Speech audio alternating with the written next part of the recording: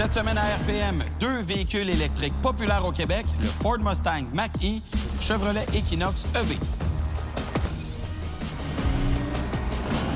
On va parler des prix de nos 2 VUS électriques. Oui. 2 stratégies complètement différentes. Absolument. Parce que chez Ford, on commence à 55 600 et on peut se rendre jusqu'à 77 700 Les versions rallye, GT, tout ça, c'est plus cher. C'est plus cher pas mal. Et notre variante munie de plusieurs options, une variante premium, elle est à 74 700 quand même. Donc, pas donné pour le Mach-E. Complètement différent comme stratégie. Chez Chevrolet, on commence à 48 400, on monte jusqu'à 53 400. On ajoute des options, tant et si bien que notre version à l'essai, RS 4 roues motrices avec des options, on est à 68 000 $. Donc, quand même un peu moins cher à la base déjà que le Ford Mustang Mach-E. La table est mise, on va aller voir tout de suite nos 2 modèles. Pointage. En raison de son prix élevé, le Ford Mustang Mach-E obtient 2 sur 5. De son côté, le Chevrolet Equinox EV et son prix plus bas obtient 3 sur 5. Avec le Chevrolet Equinox EV et le Ford Mustang Mach-E, moi, je me rends bien compte qu'on n'a pas besoin d'avoir des véhicules haut de gamme qui proviennent de marques très prestigieuses pour avoir beaucoup de style. Oui, c'est 2 véhicules qui rehaussent beaucoup l'apparence des marques, selon moi. Oui. Et quand je regarde le Ford Mustang Mach-E, je trouve qu'il est beau. Oui. On a un véhicule qui est profilé vers l'arrière, les ailes qui sont bombées aussi. Très agressif dans son style. Moi, j'aime les ondulations dans le capot aussi. C'est très sculpté, c'est vraiment beau. Et à l'avant, l'édition qu'on a est munie d'un ensemble décor sport. Donc, c'est un petit peu triché ici. Mais on a le pare-choc qui est emprunté de l'édition GT. Ben oui, de performance, là. Un pare-choc très agressif, très sportif. Moi, j'aime ça. Je trouve ça très, très beau. On a aussi les décorations qui sont noires, lustrées tout autour du véhicule avec l'ensemble qui a été ajouté. La couleur bleue aussi, que je trouve très jolie. Ouais. Franchement, ça fonctionne. Oui, puis quand je regarde le Chevrolet Equinox EV, ben format VUS, peut-être un petit peu plus assumé que ce qu'on a du côté de chez Ford, mais il y a vraiment des traits qui sont très forts à l'avant. La barre lumineuse qui vraiment traverse le véhicule d'un côté à l'autre. Regarde aussi ici des accents de fibre de carbone, quand même pas peu dire. On s'entend, c'est pas de la vraie fibre de carbone, mais il reste que ça augmente le style du véhicule. Gros panneaux noirs, des grosses roues de 21 pouces aussi. On sent que c'est un véhicule qui est bien assis au sol, qui est imposant, qui est quasiment impressionnant à regarder de par les nombreuses lignes. Couleur orange habanero aussi, en option, qui sort du lot. Vraiment, je trouve que c'est réussi. Ce qui distingue peut-être un peu les 2 véhicules, c'est, je le disais un peu plus tôt, l'Equinox a peut-être une approche un peu plus VUS, un peu plus assumée. Il est plus haut. Puis regarde les rails de toit. Oui. Ça aussi, ça paraît, là, Qu'on ça n'a y fait pas. pour le style. Ben oui, exact. Puis à l'arrière aussi, on le voit, hein, la signature Ford qui finit plus en voiture sportive un peu, hatchback, j'ai envie de dire. Tandis que l'Equinox a l'air plus d'un VUS, justement. Oui, absolument. Des détails quand même en matière de lumière sur le véhicule. La barre lumineuse va s'illuminer à mesure que le véhicule va recharger. Donc ça, c'est quand même intéressant. Une petite danse qui est ajoutée. Je note quand même les blocs optiques qui sont vraiment encastrés dans la devanture du véhicule. Problème l'hiver, sans doute. Accumulation de neige, ça risque d'être plus difficile que ce qu'on a du côté de chez Ford. C'est peut-être un petit peu plus profilé ici. Des phares aussi qui dansent lorsqu'on le déverrouille ou le verrouille. Donc, sympathique en termes de signature aussi. Ce que j'aime surtout de la stratégie de Ford avec ce véhicule-là, c'est qu'on offre plein de personnalisation pour toutes les gammes disponibles. Fait que même si vous êtes dans la version standard, la Select, vous pouvez choisir une couleur comme vert métallisé, vous amuser un petit peu avec le style du véhicule.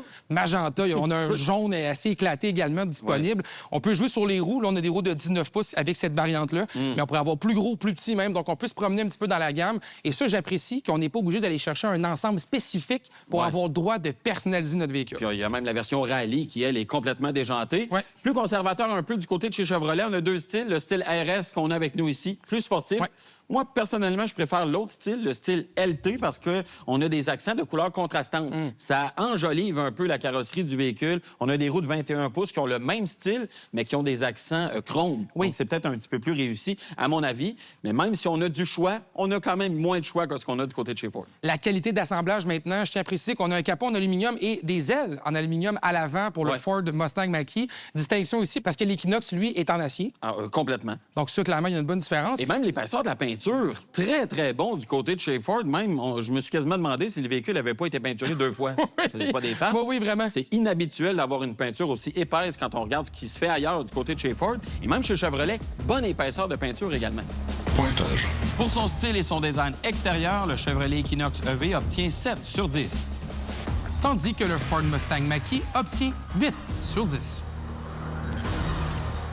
On est de retour sur les routes de Charlevoix avec nos 2 VUS électriques. Oui. C'est 2 véhicules qu'on remarque bien de l'extérieur. Oui, on va constater également que les constructeurs ont mis beaucoup d'efforts à l'intérieur de leurs véhicules respectifs. On va aller voir ça.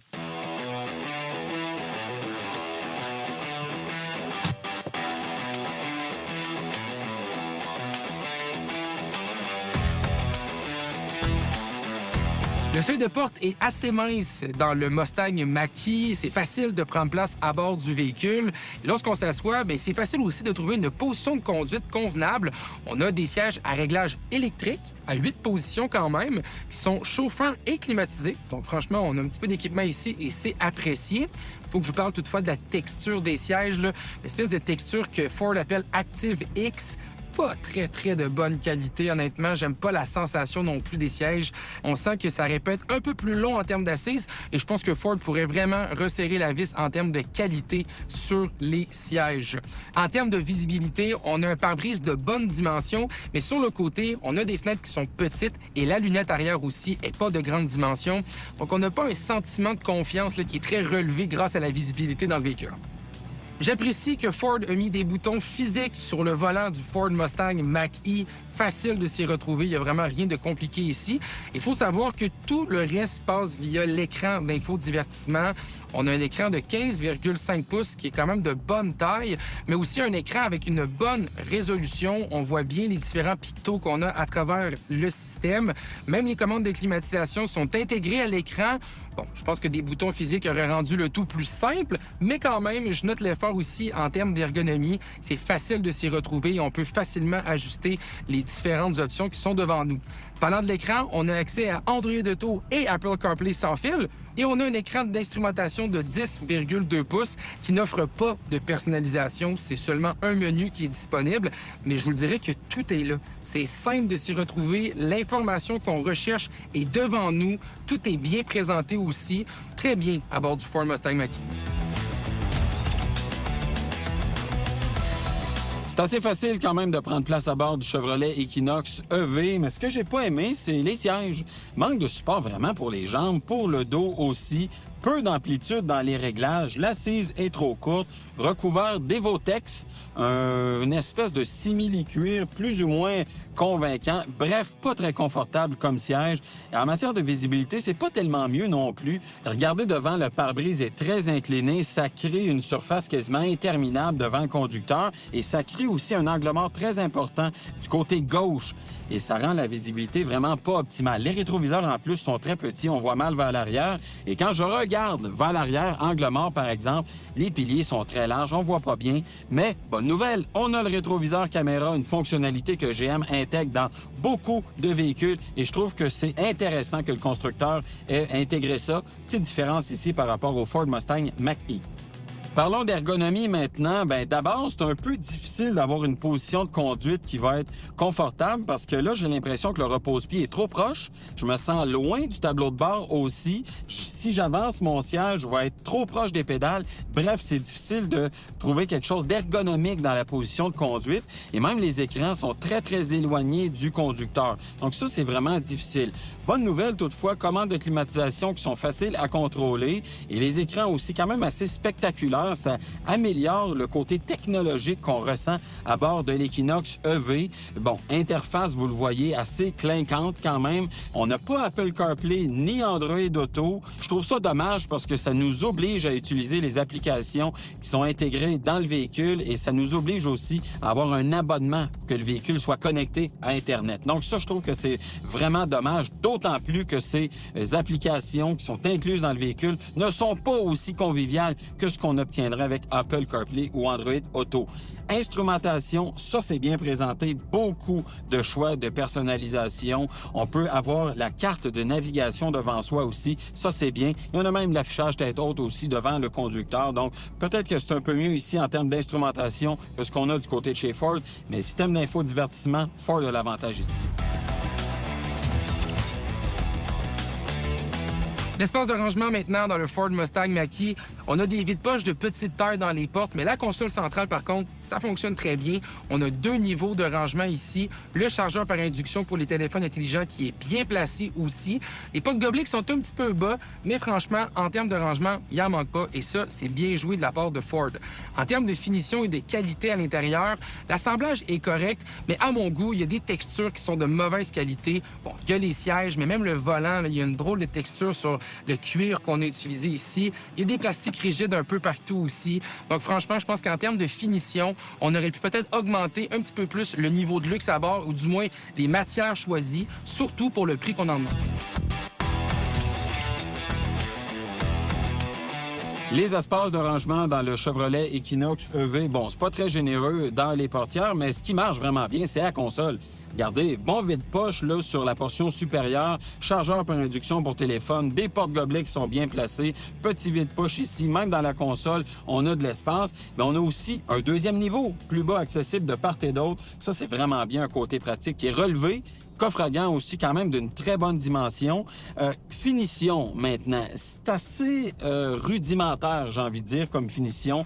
C'est assez flamboyant aussi comme présentation générale. Moi, je suis pas vraiment fan de cette présentation-là. Ça manque peut-être un peu de sérieux dans le choix des matériaux quand même d'assez mauvaise qualité. Gros reflet aussi du tableau de bord dans le pare-brise. Bref, il y a place à amélioration en matière de finition et surtout de qualité de matériaux. Pointage. C'est entre autres pour cette raison qu'il obtient 6 sur 10. Alors que le Ford Mustang Mach-E s'en tire mieux et obtient 8 sur 10.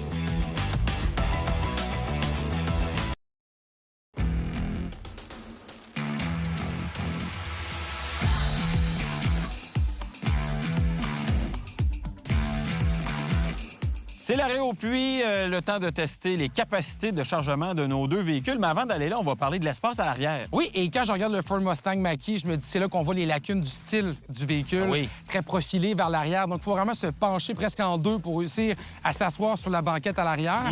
Le seuil de porte aussi est assez haut comme à l'avant. Oui. Mais moi, c'est les poignées qui méritent le plus avec l'accès à bord de ce véhicule-là. Oui. De petits boutons qu'on clique. C'est pas très rassurant. Ouais, comme... Il y a un moteur électrique qui vient pousser la porte. C'est très compliqué. Oui, puis ça semble pas fiable à long terme. Côté du Chevrolet Equinox, peut-être un peu plus d'espace à la tête, mais vraiment pas un champion pour l'accès à bord non plus. Non. On a quand même certaines commodités une fois en place, même si la banquette est très plate, oui. Au moins elle est chauffante. Ben oui, au moins. Il y a ça de bon, oui. tu sais. Puis quand même, des deux côtés, on a des toits vitrés. Ouais. Un toit ouvrant du côté du Chevrolet Equinox, un toit fixe du côté du Mach-E. Ouais. Plus de luminosité du côté du Mach-E, mais au moins de ce côté-ci, avec le Chevrolet, on peut l'ouvrir. Donc, il y a des points positifs des deux côtés. Oui, à l'arrière, maintenant, on n'a pas d'ouverture avec le pied pour le Ford Mustang Mach-E. Bizarre, ça. Je me serais attendu à ça, mais on peut ouvrir le coffre via l'application Ford Pass Ouais, ou on peut l'ouvrir avec le bouton là, qui est à l'arrière du haillon. Tandis que toi, je pense que tu as une astuce ici. Là. Ouais, je m'approche du véhicule avec la clé dans les poches, détecte que je suis à l'arrière, quelques bips qui proviennent du véhicule pour dire « Oui, je t'ai détecté », puis à un moment donné, ça ouvre. On a vu ce système-là chez d'autres constructeurs, notamment chez Hyundai. Oui. C'est plus rapide chez Chevrolet. Bonne nouvelle. Ouais. Et quand le tout est ouvert, ça donne accès quand même à 680 litres d'espace de chargement. Quand même pas tant que ça quand on compare au Mustang. 840 litres de disponible avec le Ford Mustang. Quand même très intéressant en termes d'espace de chargement. Ouais. Une fois qu'on rabat le dossier des sièges, on tombe à 1674 litres quand même. Ouais, quand même un peu plus haut, encore une fois, du côté de chez Ford que chez Chevrolet. On est à 1620 litres.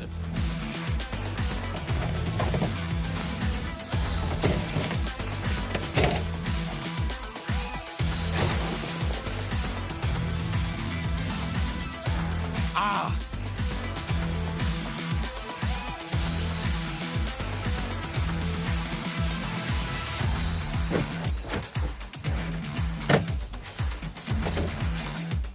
Peut-être. J'étais limite, mon bac est sur le côté, puis clairement, ma visibilité sera pas très bonne vers l'arrière. Troisième tentative, c'est l'ultime, la dernière.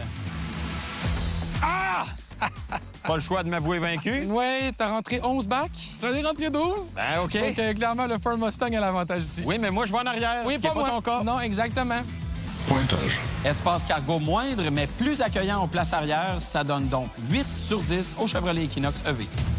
Le Ford Mustang s'en tire moins bien et obtient 7 sur 10.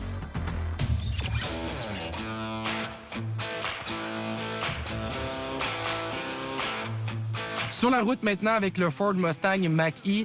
C'est un véhicule électrique à 2 moteurs, donc un véhicule 4 roues motrices. Et lorsqu'on accélère, on sent bien les 370 chevaux de disponibles. Il y a un petit délai lorsqu'on enfonce l'accélérateur avant de sentir toute la puissance arriver. Heureusement, on a différents modes de conduite qui sont disponibles pour rendre le véhicule plus réactif et plus vif en accélération. En termes de freinage, on a quelques groupes d'options avec notre modèle à l'essai qui viennent grossir les freins qu'on a de disponibles sur le véhicule. Et lorsqu'on enfonce justement la pédale de frein, on sent que ça mord, ça reste stable. Le véhicule est bien campé à la route aussi. Donc ça, c'est très rassurant. Freinage régénératif, maintenant, un élément important avec les véhicules électriques. On a la conduite à une pédale qui est disponible, mais il n'y a pas de possibilité ici de la calibrer pour la rendre à notre goût ou essayer du moins d'équilibrer vraiment le style de conduite qu'on veut avoir avec le système régénératif. Ça fonctionne, mais j'aurais aimé que Ford nous donne plus de possibilités en termes d'équilibre. Parlons de l'aspect mécanique maintenant du Chevrolet Equinox EV. Bon, on a 2 moteurs électriques. Ici, le moteur avant est plus puissant que le moteur arrière. Puissance totale de 300 chevaux. Et quand on demande la puissance, bon, c'est certainement moins impressionnant que ce qu'on a du côté du Ford Mustang Mach-E. C'est convenable, cependant, pour le train-train quotidien, même pour faire des dépassements. Je pense qu'on a une puissance qui est suffisante, mais certainement pas impressionnante. Je dirais que le moteur à l'avant est plus puissant. Ça paraît un peu parce qu'on a parfois un effet de couple dans la direction. Peut-être un désavantage ici par rapport au Ford Mustang Mach-E. Mais là où on a un avantage, toutefois, c'est en matière de freinage régénératif parce qu'on a plusieurs options. 2 forces de conduite à une pédale, la force normale ou la force élevée, qui est quasiment trop élevée, mais en tout cas, il y en a pour tous les goûts. On a même une palette qui permet de calibrer la force de freinage régénératif. Et quand on pense au freinage régulier, bon, quand même une bonne force, mais c'est certainement moins impressionnant que les composants Brembo qu'on a du côté de chez Ford. Et ça, peut-être que ça donne l'avantage au Ford Mustang Mach-E pour ce qui est de la qualité du freinage.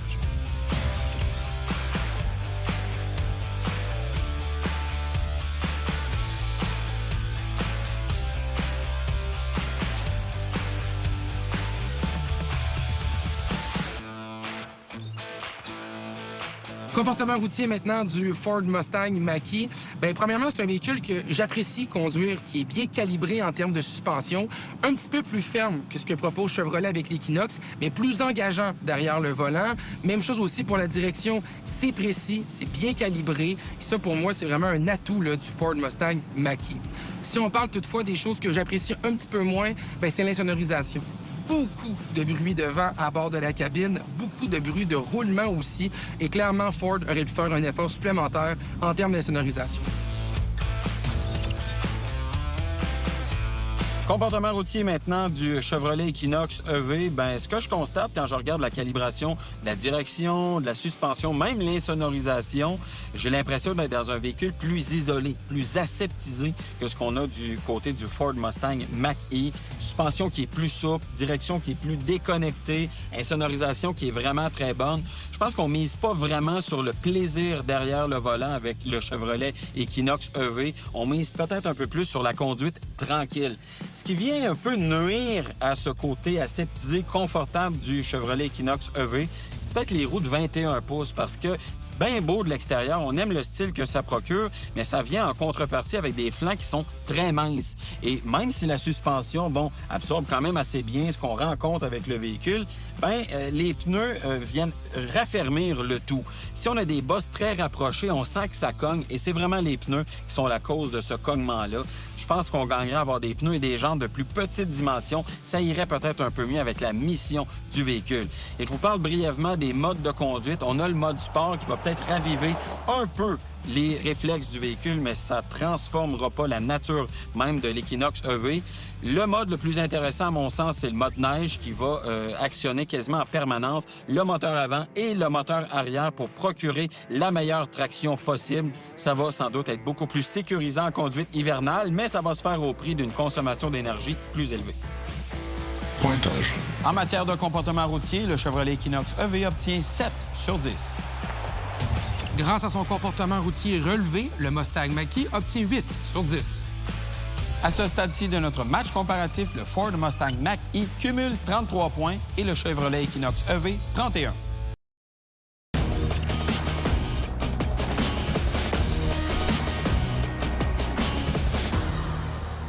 On a 2 VUS électriques américains. Absolument. Et ce qui saute aux yeux, c'est à quel point les 2 véhicules sont presque équivalents en termes de performance. Oui, quand on regarde l'autonomie ou même la capacité de recharge rapide, du côté du Chevrolet Equinox EV, on annonce 494 km d'autonomie pour la variante à 4 roues motrices, 150 kW de capacité de recharge rapide. Et pour le Ford? J'étais à 483 km d'annoncé. 11 km de moins. Et 150 kW de capacité de recharge aussi. Ça, c'est vraiment identique. Vraiment. Donc, vraiment 2 véhicules qui, sur papier, sont très très proche. Dans la vraie vie, on a eu des constats assez similaires, j'ai envie de dire. Oui. Consommation d'énergie, 21,7 kWh au 100 avec le Chevrolet Equinox. J'étais à 21 kWh pile pour le Ford Mustang Mach-E. Donc, aussi bien dire que c'est vraiment la même chose là, en termes de consommation d'énergie ici. Absolument. Et quand on regarde l'autonomie qu'on aurait pu obtenir avec les deux véhicules en fonction de la consommation, intéressant quand même parce que du côté de chez Chevrolet, on est à 387 km d'autonomie projetée en fonction de notre consommation. C'est beaucoup plus bas que le 494 annoncé. Oui, j'étais à 419 km avec le Ford Mustang Mach-E. Donc, on se rend compte qu'on est un petit peu plus près de ce qui est annoncé par le constructeur. Oui, batterie un peu plus grosse, ça donne quand même un avantage ici de ce côté-là.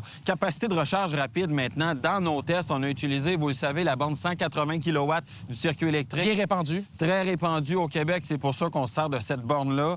Obtenu quand même avec le Chevrolet Equinox EV, performance un peu décevante, 98 kW de puissance moyenne. C'est assez bas quand même. Ce qui n'est pas très bon. Et le Ford Mustang Mach-E a fait légèrement mieux. On est à 102 kW, mais honnêtement... c'est pas la mer à boire non plus. Non, c'est pas très bon non plus. Donc, un peu décevant de la part des deux produits à ce chapitre-là.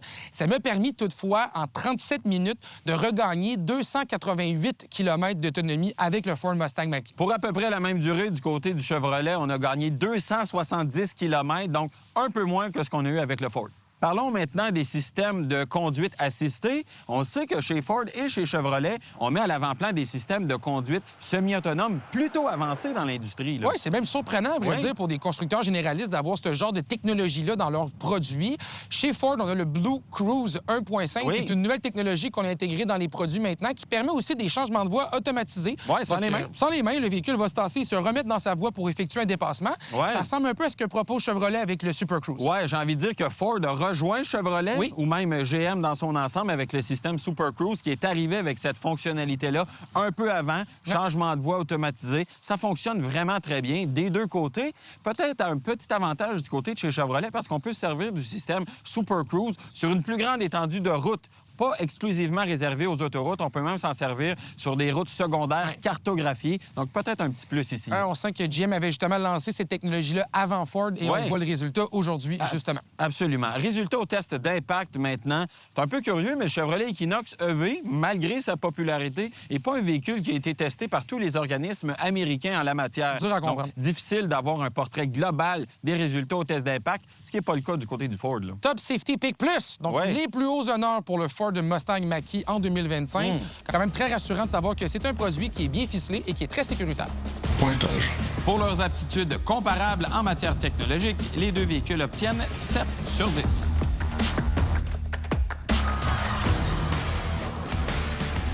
Parlons du coût de possession maintenant du Chevrolet Equinox EV 2025. Le constructeur demande de faire un entretien à tous les 12 000 km et va quand même inclure les 2 premiers entretiens dans le prix du véhicule. À 36 000 km, on va remplacer le filtre à air de cabine et à tous les 5 ans, et c'est d'ailleurs ce qui va augmenter le coût d'entretien, on va vidanger le liquide de frein et on va également faire la vidange du liquide antigel du système électrique du véhicule. Ça monte le prix à 2 600 $. Pour ce qui est des pneus maintenant, des Continental Cross Contact RX, des pneus de 21 pouces, ça a un impact négatif encore une fois. Un ensemble de 4, c'est 2 300 $ et le remplacement des freins aux 4 roues. Pièces et main-d'œuvre, évidemment, on est à 2 200 $, ce qui fait que le coût de possession total du Chevrolet Equinox EV sur 5 ans, 100 000 km, on est à 7 100 $, très élevé pour un véhicule électrique. Pointage. C'est pourquoi il obtient 8 sur 15.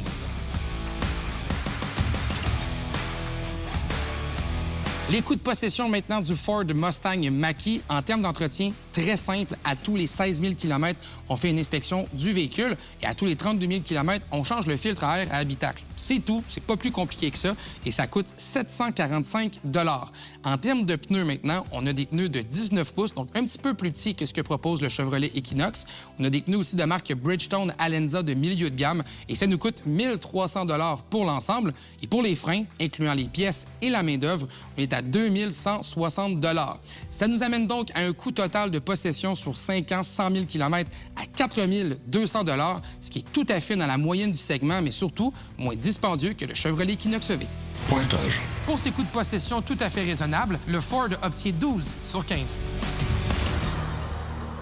On est de retour à RPM et à ce stade-ci de notre match comparatif, il y a quand même un avantage pour le Ford Mustang Mach-E. Oui, on a 46 points pour le Chevrolet Equinox EV et 52 points pour le Mach-E. Ouais, peut-être que l'écart là, pour le Chevrolet Equinox va être difficile à rattraper, mais on va parler maintenant des aspects rationnels. Tout peut se jouer encore. On va parler évidemment de protection de garantie, mais aussi de fiabilité et de valeur de revente. Quand on se concentre sur la garantie, je constate quand même qu'on a deux stratégies tout à fait différentes. Oui, c'est identique pour la garantie générale. On est à 3 ans, 60 000 km des deux côtés. Rien besoin d'arriver, là? Non, vraiment pas. Très standard. On va dire, c'est la base. Oui. Et pour le groupe motopropulseur, toutefois, là, on a une bonne différence. On a 3 ans, 60 000 km chez Chevrolet, ce qui est décevant. Moi, je n'ai jamais vu ça, là. Très faible en termes de garantie. Tandis que chez Ford, on est dans la norme avec un 5 ans, 100 000 km. Encore une fois, c'est pas extraordinaire, mais au moins, c'est au niveau de l'industrie. Bon, si on parle de la garantie de la batterie maintenant, on est à 8 ans, 160 000 km, ce qui est dans la norme, encore une fois, pour ce type de composant. Petite différence aussi en termes de perforation. 6 ans, 160 000 km pour le Chevrolet Equinox EV, alors que chez Ford, on est à 5 ans, kilométrage illimité. Ouais. Donc, des avantages et des inconvénients des deux côtés, mais pour nous, on pense que la garantie du Ford Mustang Mach-E est plus convaincante. C'est pour ça qu'on lui donne la note de 7 sur 10. Et qu'on donne 6 sur 10 pour le Chevrolet Equinox EV. Absolument. Parler de fiabilité maintenant, ça, c'est un aspect que j'avais bien hâte d'aborder, parce que je l'ai dit d'entrée de jeu, Mustang Mach-E, ça n'a pas été facile. C'était même, soyons très clairs, la catastrophe en termes de fiabilité. On sait que le constructeur a été quand même échaudé par son propre comportement et au fil du temps a resserré les boulons pour améliorer. Mais c'était nécessaire, à vrai dire. C'était obligatoire. Ford devait faire quelque chose avec ça, mais Ford a répondu à l'appel. Oui, absolument. Donc, on a amélioré la fiabilité du Ford Mustang Mach-E. Moins de problèmes de façon générale. Pas parfait. Non, c'est pas parfait, mais c'est quand même moins pire que ce que c'était. Absolument. T'sais, on parlait des poignées, par exemple. On en a parlé dans l'émission. Un système assez complexe. Ça a occasionné des problèmes pour le constructeur aussi. Là. Assez inquiétant. On a des rappels actifs, d'ailleurs, par rapport à ces poignées-là encore aujourd'hui. Donc, vraiment un élément à surveiller. Mais on lui donne tout de même, par rapport à l'amélioration générale de la fiabilité, la note de 5 sur 10. Tandis que Chevrolet a connu un meilleur départ avec le Chevrolet Equinox EV quand même. C'est possible de faire pire? Ça aurait été terrible. Oui, c'est ça. Mais justement, du côté de chez Chevrolet, ça a mieux démarré. On a eu quand même quelques petits problèmes, là, notamment en termes de chauffage, d'électronique. Il y a eu quelques problèmes de batterie haute tension également qui ont été répertoriés. C'est un produit relativement jeune aussi qui va gagner en maturité avec le temps, tant et si bien qu'on lui donne la note de 4 sur 10 en termes de fiabilité. La valeur de revente? Oui, ça, c'est un aspect qui est important, mais aussi un peu hasardeux avec les véhicules électriques. On l'a bien vu dans les dernières années. La valeur de revente des véhicules électriques a baissé plus rapidement que des véhicules à moteur thermique équivalent. Mais quand on compare les deux, ils sont très, très proches en termes de valeur de revente, tant et si bien qu'on leur donne 6 sur 10 dans les deux cas. Très bien. Parlons maintenant de nos points positifs et nos points négatifs. Je commence ça avec le Chevrolet Equinox EV. Les points positifs, un bon équilibre de conduite générale, un très bon rapport équipement-prix et aussi un système de conduite semi-autonome Super Cruise plutôt efficace. Parlons des points négatifs. Maintenant, entretien qui est vraiment très coûteux, un système d'infodivertissement qui est plutôt contraignant. Et est-ce nécessaire de parler de l'autonomie, capacité de recharge également, qui sont vraiment dans la moyenne sans plus. Je vais parler maintenant du Ford Mustang Mach-E et ses points positifs. On a une direction qui est précise, une puissance aussi qui est convaincante et une fiabilité qui est en progression. En termes de points négatifs, on a une finition sur les sièges qui est décevante, un système de poignée électrique qui est inquiétant et surtout une insonorisation qui est lacunaire. Allons-y maintenant avec la recommandation pour nos deux modèles. Et ce sont deux véhicules que nous recommandons à RPM. On très bien le travail dans le segment, fiabilité qui est honnête aussi et un prix qui est assez attrayant également. Oui, assez bien positionné quand même par rapport à la concurrence. Allons-y maintenant avec le gagnant du jour, les points finaux. On a 62 points pour le Chevrolet Equinox EV et 70 points pour le Ford Mustang Mach-E. C'est donc le gagnant de ce match comparatif. Ce qui fait que le Ford Mustang gagne, c'est peut-être son agrément de conduite qui est supérieur. Quand on regarde aussi l'infodivertissement avec Apple CarPlay, Android Auto, ça a quand même un impact majeur là, pour la majorité des gens. Donc, ça permet à ce véhicule-là de se démarquer par rapport au Chevrolet. Oui, d'autant plus que le Ford Mustang Mach-E a une fiabilité en progression. On a parlé quand même. Ça fait une différence. Donc, je pense que maintenant, il est assez mature pour gagner ce match comparatif.